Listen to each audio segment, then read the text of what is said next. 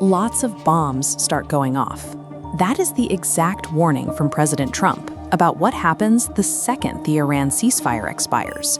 Right now, a fragile 2-week truce between the US and Iran is ticking down to zero, and neither side is close to a finalized deal. This impending deadline is a trigger for a global economic disaster, turning a regional political failure into a worldwide financial crisis. The stability of worldwide markets currently hinges entirely on who controls a 21-mile stretch of water halfway across the globe. At this moment, an American delegation, one the president calls his A-team, is urgently flying into Islamabad for a last-ditch effort at peace talks. There is one massive, glaring problem with this plan. Nobody actually knows if the Iranian delegation is going to show up to the table. To understand why these diplomatic efforts in Pakistan are stalling out, we have to look away from the negotiation room and look at the physical military standoff happening in the Middle East. The empty chairs in Islamabad are a direct symptom of the military leverage currently being exerted on the ocean. Washington has a firm, non-negotiable demand. Iran cannot have a nuclear weapon. 0 exceptions. To enforce that demand, the US military has established an active and aggressive naval blockade directly targeting Iranian ports. This map shows the Strait of Hormuz, processing a fifth of the world's daily oil through a 21-mile gap. When US ships drop into that bottleneck, those shipping lanes are choked off. The immediate result is an intense, volatile spike in global energy prices. In response, Iran's top negotiator, Mohammad Bakir Ghalibaf, is flatly refusing to yield. Tehran views this blockade as illegal. They have made it clear they will not negotiate under the shadow of active military threats.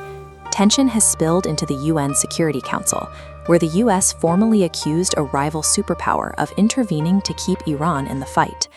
Washington claims Russia is actively supplying Tehran with advanced military hardware, specifically tanks and fighter jets like the Su-35. What began as a localized effort to block a port has mutated into a massive proxy standoff involving the world's most heavily armed nations. With the ceasefire expiring imminently, we are staring down 2 very distinct paths. The first is a miraculous 11th-hour diplomatic breakthrough in Islamabad.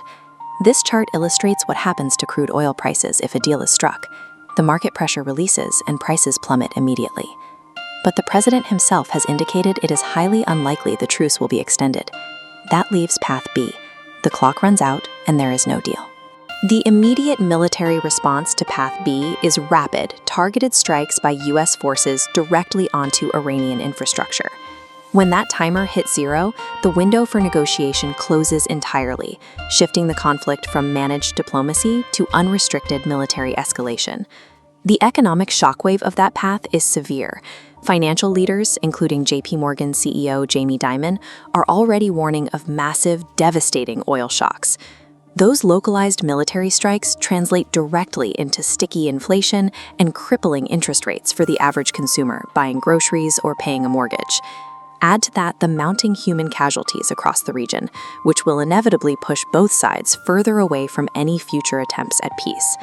This entire chain reaction is precariously balanced on an empty chair in a Pakistani negotiation room and an unresolved 21-mile stretch of ocean.